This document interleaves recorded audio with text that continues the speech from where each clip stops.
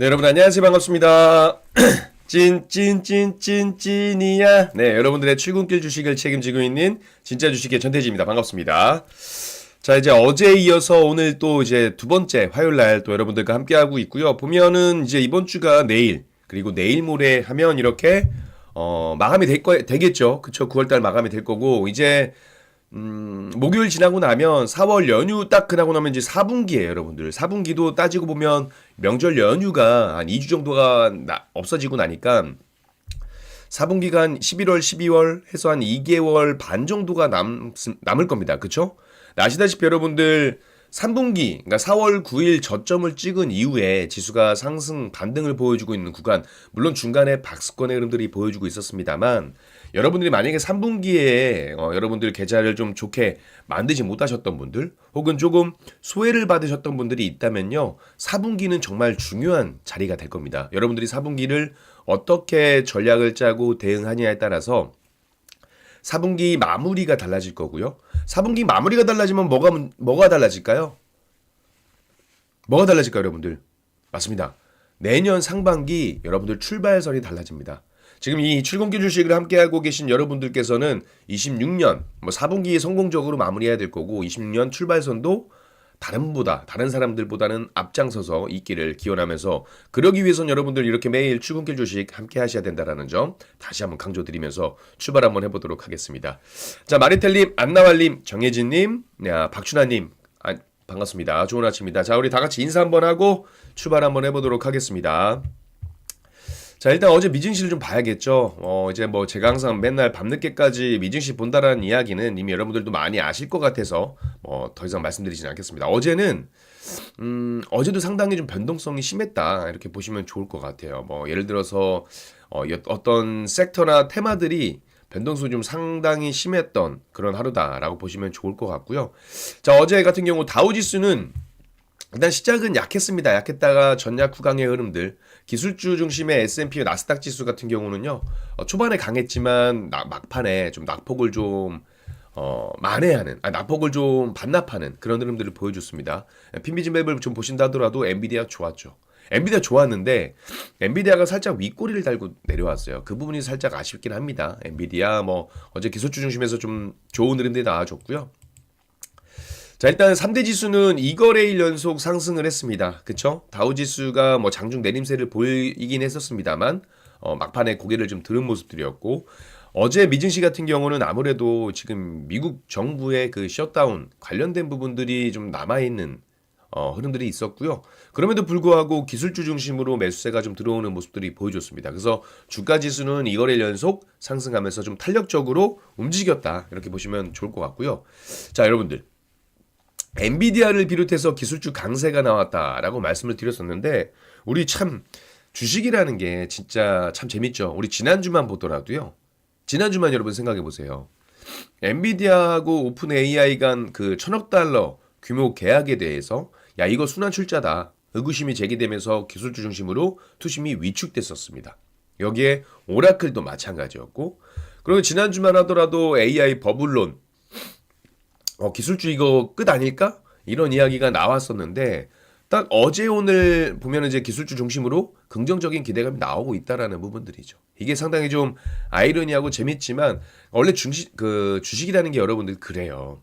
원래 주식시장이 그렇습니다. 우려감에 움직이고 기대감에 움직이는 게 주식이라고 보시면 좋을 것 같습니다. 아시겠죠?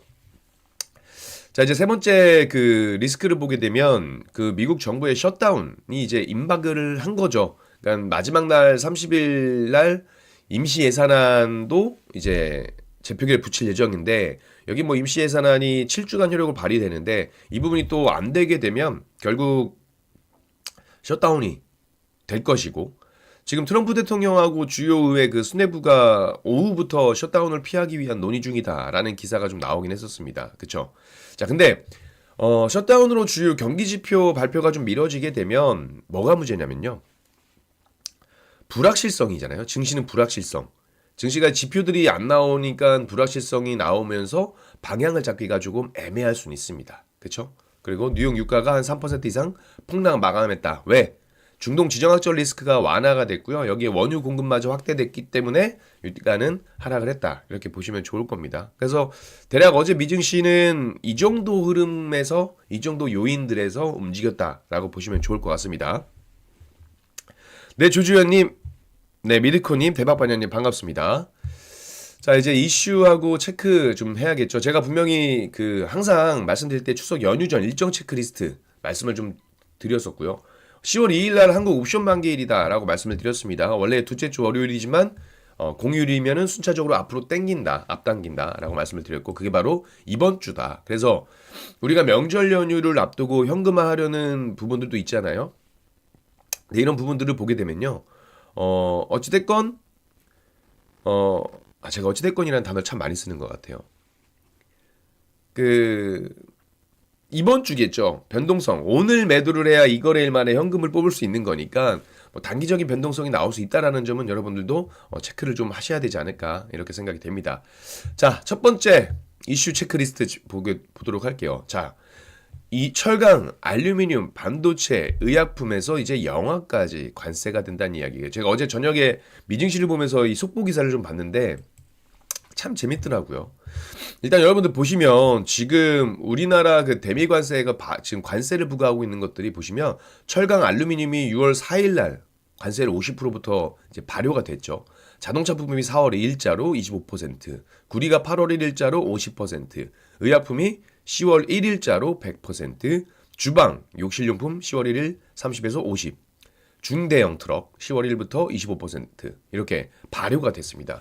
이제 남아있는 게 뭐예요? 목재, 반도체도 1대1 관세지만 이건 좀 더 봐야 될 것 같고 뭐 항공기, 엔진 부품, 로봇, 의료기기 이쪽도 지금 마찬가지 아직 정해지진 않았습니다만 계속해서 관세에 대한 부분들이 나와주고 있다라는 거죠. 그쵸? 아주 그냥 대단합니다. 대단해요. 그죠? 이 정도까지 할 수 있을까 싶은데 해요. 그죠? 참 대단합니다.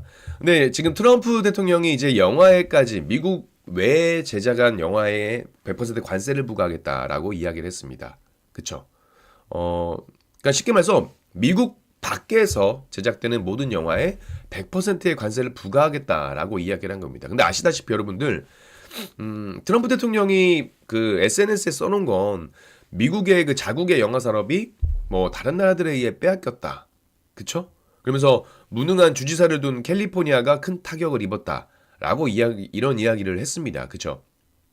그래서 이것들을 해결하기 위해서 100% 관세를 부과하겠다라고 밝혔는데 아시다시피 이게 올해 5월에도 트럼프 행정부에서 외국에서 제작된 영화에 100% 관세를 부과하겠다라고 했었습니다. 근데 할리우드라든지 영화업계에서 반발을 좀 했었고 그러다 보니까 최종 결정은 아니다라고 물러섰고 그러고 나서 지금 5월달이니까 지금 9월이면 4개월이죠. 4개월이 지난 이제 다시 한번 강경 입장으로 선회를 하게 된 겁니다. 자, 근데 잘 보세요. 왜 캘리포니아 주지사 탓을 했을까?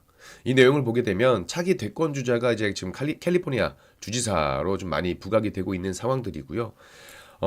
따지고 보면 이렇게 좀 봐야 될 것 같아요. 이거는 세부 내용은 추후에 발표될 예정이겠지만 영화 산업이 내려막길을 걸어가고 있는 건 단순하게 외국에서 제작을 했기 때문은 저는 아니라고 보거든요. 여러분들도 아시다시피 지금 극장을 가는 사람들이 많습니까? 넷플릭스라든지 이런 OTT를 보시는 분들이 많습니까? 그쵸?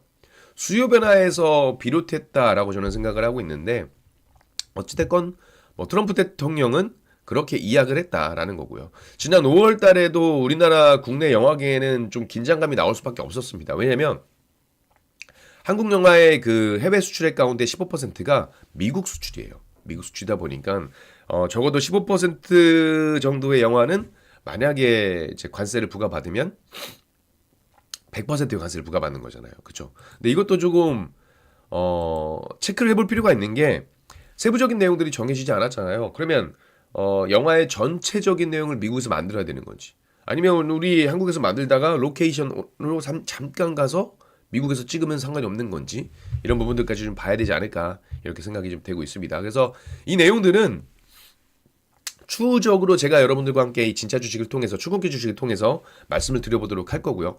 혹시나 장중이나 이렇게 새로 갑작스러운 이슈가 나오게 되면 제가 따로 여러분들께 공지를 해서 올려드리도록 하겠습니다. 네, 장영우님, 네, 써니님, 좋은 아침입니다.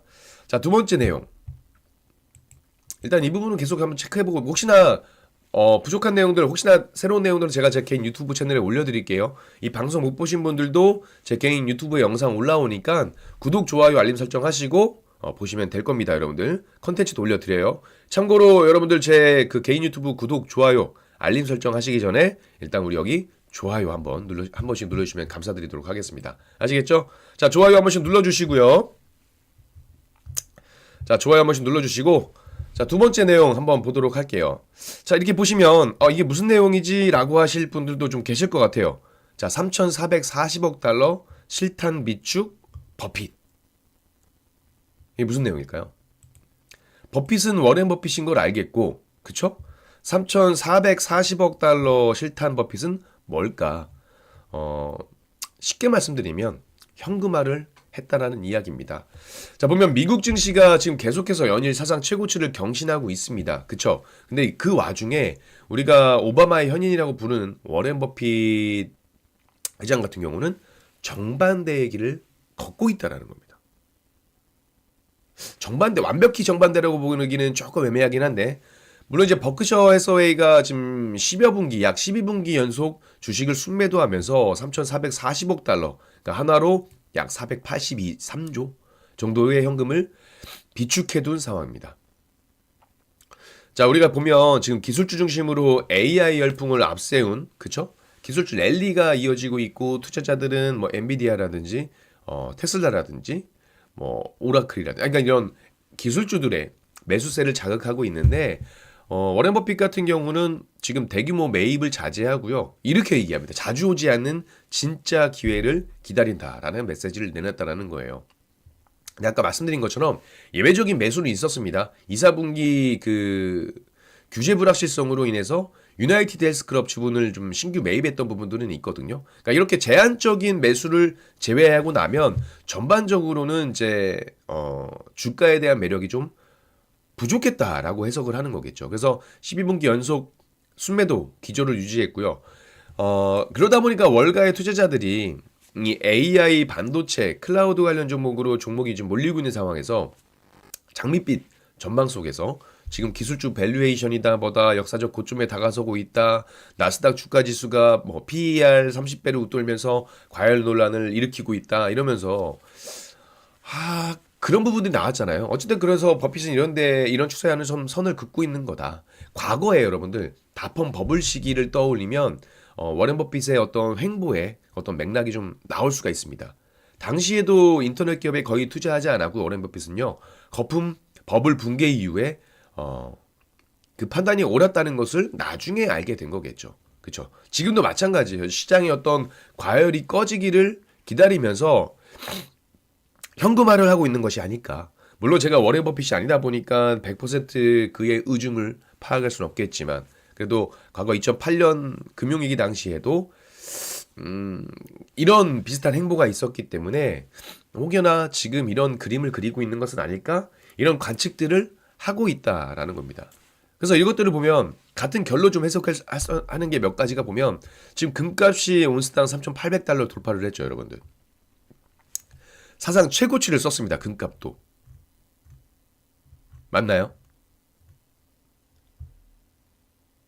그래서 일단은 그 트럼프 대통령도 연방정부 셧다운 관련해 가지고 조금 우려의 이야기를 좀 했습니다. 우려의 얘기를 좀 했어요. 근데 좀 어쨌든 미징 씨가 제가 첫 번째 미징 씨의 이런 이야기를 좀 많이 담아놓은 이유가 결국에는 미징 씨 역시 그 기술적인 그 밸류에이션이 역사적으로 높다라는 판단이 나오면서 버블론이 계속 나오고 있는 거잖아요. 그러면서 오바마 현인 워렌 버핏은 현금 비축을 하고 있는 거고, 그쵸? 버블론에 대한 이야기는 계속 나올 거고, 셧다운 우려도 나오겠죠. 물론 과거에 셧다운이 그 증시에 굉장히 큰 영향을 주진 않았습니다.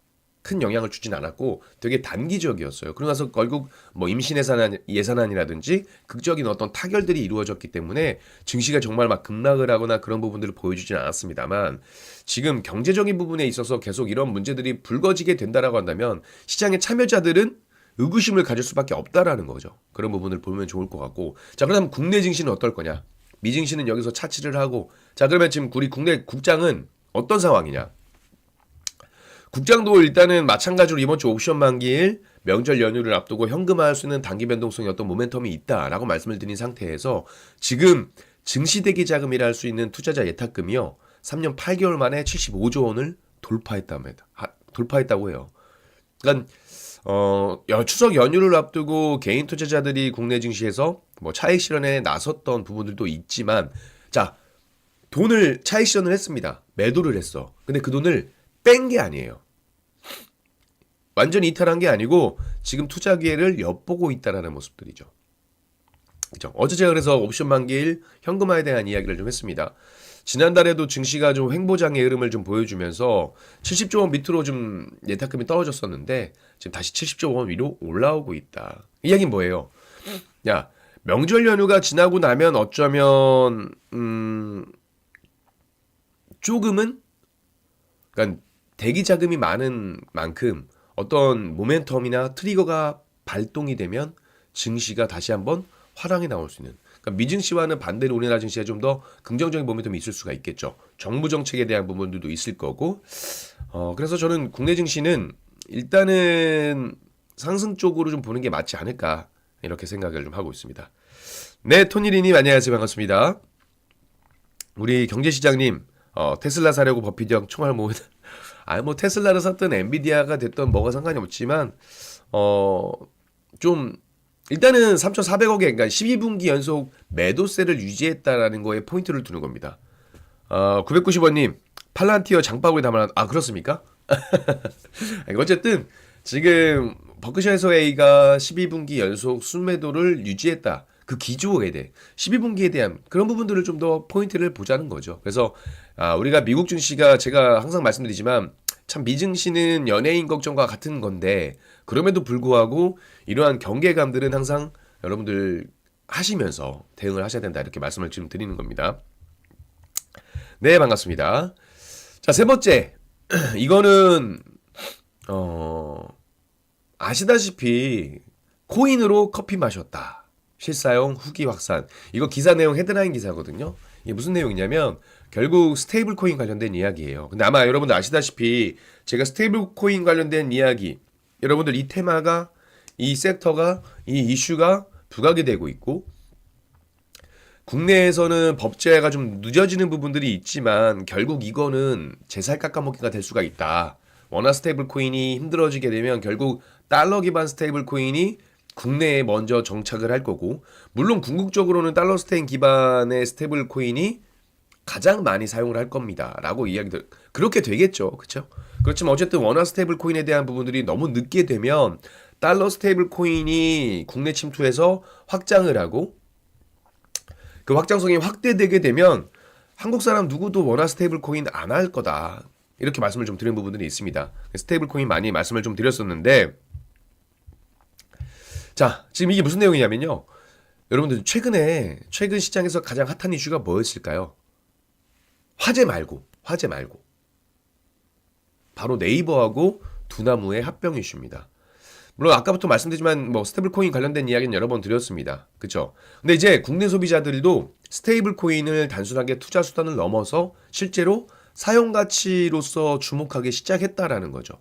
커피를 마셨다 실사용이 나오는 부분들 나오고 스테이블 코인 포털 검색량, SNS 언급량도 한 4배에서 5배가량 좀 급증하는 모습들이 나와주고 있고 기존의 결제 시스템을 위협할 수 있다는 위기감도 카드사는 받을 수밖에 없겠죠. 이 가장 위기감은 카드사인데 카드사에서도 지금 내부적으로 워킹그룹 구성하면서 본격적으로 이제 원화 스테이블 코인 연구에 들어갔다라고 합니다. 근데 정부는 늦어지고 있는 거죠. 그쵸? 민간 기업이라든지 일반 기업들은 계속해서 좀 은행들조차 하고 있는데 특히나 이제 스테이블 코인이 왜 이 실물 결제에 좀 집중을 하고 우리가 이목을 가지냐면요. 스테이블 코인이 빠른 속도를 가지고 있고 그리고 수수료가 낮겠죠. 그리고 여기에 기반한 해외 송금 기능이 기대가 높아질 수밖에 없다라는 겁니다. 자, 환전하는 대신에 세계 어디서나 즉시 결제할 수가 있다라는 점. 그리고 저렴한 그 수수료, 달러 시세를 그대로 반영할 수 있다는 점. 우리나라 은행 가면 수수료 더 떼고 막 하잖아요. 은행 가서 환전을 해야 되는 불편함도 없어지겠죠. 그렇기 때문에 결국 이런 새로운 결제 수단들이 주목이 되고 부각이 될 수밖에 없지 않을까 이런 생각이 되고 있습니다. 그래서 실제로 스테이블 코인 실물 후기도 결제 후기도 나오고 있고 현재 국내에서 사용할 수 있는 코인 결제 카드는 홍콩 리다페이하고 아랍에미리트 바이비트가 있다라고 해요. 물론 이제 두 개 다 써보진 않았습니다만. 어쨌든 좀 최근에 인터넷상에서 리다페이와 애플페이 조합으로 해서 뭐 메머드 커피에서 아메리카노 한 잔 마셨다 이런 후기를 찾아볼 수가 있습니다. 결국 저도 아직 잘 그 사용법에 대한 부분이지만 이제 이게 실질적으로 커피를 마셨다? 그럼 이제 이 결제 기반이 확장될 수 있을 거란 이야기입니다.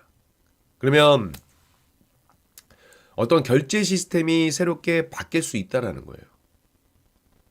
그렇죠? 그래서 이 디지털 금융이라는 새로운 시장을 주도하기 위해서는 결국 국가의 정부의 어떤 정책들이 필요한 거고 이번에 네이버도 마찬가지잖아요. 네이버가 두나무하고 합병하는 것도 이 디지털 금융이라는 어떤 그 시장들을 빠르게 선점하기 위해서가 아닐까라는 생각을 하고 있습니다. 그죠? 새로운 시장을 주도하기 위해서는 결국 확고한 영향력을 보유하고 있는 기업들과 손을 잡고 MOU를 하거나 손을 잡는 것이 필수적이라고 판단이 됐겠죠. 그렇죠? 그래서 한국에서 시작을 해가지고 글로벌 5위권 가상자산 거래소로 성장한 게 바로 두나무입니다. 그 두나무와의 빅딜에 나섰다라는 게 결국 선점적인 역할을 하기 위해서 네이버와 두나무가 한 것이 아닐까. 그리고 네이버 파이낸셜하고 이제 포괄적 주식 교환을 하면서 나중에 뭐 이 의장과 두나무 송 의장 둘의 어떤 그 최대 주주 비율이 바뀔 수도 있다라는 부분에 있는데 그런 이야기도 나오는데 그럼에도 불구하고 이런 그 포괄적인 주식 교환을 통해서 합병에 대한 부분들을 한다라는 건 결국 두 기업이 의지가 맞았다. 그리고 두 기업이 보는 시장의 뷰가 어쩌면 같을 수 있다라는 겁니다. 그죠? 어쨌든 주식 교환 비율은 1대3 수준이 될 것 같고요. 이제 네이버에 편입되는 두나무의 지분 가치가 지금 약 14조 정도로 평가를 받고 있죠. 그렇게 평가를 받을 것이다 라고 전망이 나오고 있고 네이버 파이낸셜 같은 경우는 4조 원대 전망을 받고 있습니다. 그래서 주식 교환은 1대3 수준일 거고 최근에 관련된 종목들이 계속해서 움직임을 보였습니다. 그래서 제가 이 종목을 가지고 여러분들 이거를 뭐 중장기적인 관점에서 그렇게 말씀드리는 게 아니에요. 우린 이런 이슈들과 모멘텀을 활용해 가지고 단기적인 변동성을 활용하자라는 겁니다. 그리고 실질적으로 우리가 주식 연휴가 상당히 길기 때문에 예를 들어서 주도주다. 반도체야. 제약바이오야. 혹은 반도체를 우리가 가지고 나는 반도체가 좋을 거라고 생각을 하니까 반도체는 그냥 길게 보겠어 라는 관점에서는 주도주 뭐 대형주단에서 매수를 하시고 연휴를 보내도 된다라고 저는 봐요. 근데 이런 이슈가 있는 종목들은 단기적인 방망이를 좀 짧게 잡고 가져가는 전략이 맞지 않을까 이렇게 생각이 되고 있습니다. 왜? 주말간에 연휴 동안 어떠한 기사가 나올지 모르고 어떠한 이슈가 나올지 모르기 때문이죠. 그렇죠. 근데 어찌됐건 이런 것들을 좀 활용했으면 좋겠다라고 말씀드리는 거고 자 마지막 이슈 결국 이번 주는 제한적인 움직임을 보일 수밖에 없는 구간이고 그렇죠. 기술적 반등이 나올 수 있지만 이슈들도 새로운 게 나온 건 없습니다. 트럼프 관세에 대한 부분들도 계속 똑같이 나오고 있는 부분들이고 화재 오늘 그 두나무하고 네이버 합병 그 전에 제가 화재 말씀드렸잖아요. 자 국정자원 화재 이게 제가 어제 이야기 드릴 때만 하더라도요. 2주 정도 소요가 된다라고 이제 기사가 나왔기 때문에 제가 여러분들께 말씀드렸잖아요. 우리 출근길 주식은 저와 7시부터 7시 반까지 매일 하고 있는데 장점이 뭡니까? 여러분들 우리 장점이 뭐예요? 매일 하기 때문에 어제 했던 내용들에서 새로운 이슈가 나오거나 업데이트가 되면 제가 바로 업데이트를 해서 여러분들한테 다음날 말씀을 드리게 되겠죠. 이런 부분이 장점이 있는 거고 어제 제가 또 기사를 좀 보다 보니까 이 국정자원 대전번호 화재로 인해서 국가 전산망 사태가 뭐 비상사태다. 이게 뭐 나흘째 이어졌다라고 이야기를 드렸죠. 금요일, 그러니까 토요일, 일요일, 월요일, 금요일, 토요일, 월요일이니까. 어쨌든 민원 대란이 계속 나오고 있는 상황들인데 이게 좀 장기화될 것으로 보여지고 있다라는 부분입니다. 정부가 이번 화재에서 직접 영향을 받은 게 한 96개 시스템이라고 해요. 그죠? 대구 센터로 이전하고 복구하는데 약 4주 정도가 소요될 것으로 예상을 했다라고 합니다. 근데 지금 이 이슈가요. 지난주, 지지난주 뭐 이럴 때는 해킹 사태가 나왔던 부분들. 그러다 보니까 보안주가 강력하게 올라왔거든요. 근데 이번에는 그 보안주 관련된 종목들이 이 화재로 관련해가지고 연속성으로 움직였다라는 겁니다. 그래서 좀 관심을 갖고 보실 필요가 있다라는 거고, 보니까는 지금 정보자원 준비가 2주, 시스템 구축이 2주 정도 될 것으로 보여지고 있습니다. 지금 4주 정도 예상을 하고 있는데 대부분 모바일 신분증이라든지 국민신문고, 중요도가 높은 1등급에서 뭐 2등급 서비스가 대부분이래요. 그래서 어제 세종청사에서 이제 브리핑을 열고 이 96개 시스템 이전 구축을 위해서 아까 말씀드린 것처럼 준비하는 데만 2주, 그리고 시스템 구축하는 데 2주가 소요될 것으로 예상되고 있다라고 이야기했습니다. 그러면 어찌됐건 4주 동안에 이런 민원 대란이 일어날 수 있다라는 가능성을 열어둬야 되는 거잖아요. 그렇죠? 그렇게 되면 또 이제 관련된 종목들이 움직임이 나와줄 수 있다라는 부분들입니다. 그래서 이런 것들, 이것도 역시나 마찬가지로 좀 저라면 좀 단기적인 변동성을 활용할 것 같아요. 그래야 되지 않을까 생각이 되고 있습니다.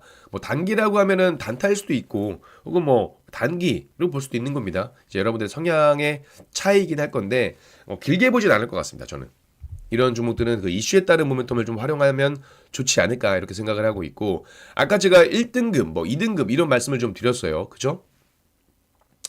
어제 그 96개 목록을 대략 공개를 했었는데 1등급인 국민신문고, 권익이죠. 그리고 국가법령정보센터, 그리고 안전디딤돌, 노사누리, 고용노동부 이런 거 같은 건데, 뭐 자세한 내용들은 뭐 좀 더 디테일하게 좀 지켜봐야 되겠지만, 어찌됐건 주민등록, 등본 발급, 뭐 세금 계산, 재난안전, 신분증 서비스, 그러니까 우리가 실생활로 쓸 수 있는 서비스들이 있잖아요. 이런 복구가 좀 지연이 될 경우는 혼란이 좀 불가피할 수밖에 없다라는 부분들을 여러분들도 이제 좀 기억을 좀 해보셔야 될 것 같아요. 자, 근데 저는 이걸 말씀드리고 싶었어요. 오케이, 화재가 났고 2주, 4주, 오케이, 알았어, 걸리겠어. 근데 중요한 건 뭐예요? 어제 배터리 관련된 부분에서 화재가 발생이 됐다라고 이야기를 했고, 이게 배터리 자체의 문제인 건지 아니면 그 당시 그 옮기는 인력, 인재 사건인지 여기에 대한 부분들을 좀 보셔야 됩니다. 어제 그럼에도 불구하고 배터리 관련된 종목들은 떨어지기보다는 견조했거든요. 그쵸? 지금 화재 원인으로 리튬이온 배터리가 지목이 됐었는데 이게 또 LG 에너지 솔루션 배터리라고 해요, 여러분들. 지난 카카오 데이터 센터 화재는 뭐였어요? SK온 배터리. 맞습니까? 이번에는 LG 에너지 솔루션의 배터리. 이게 발화의 시작점으로 보고 있다는 겁니다.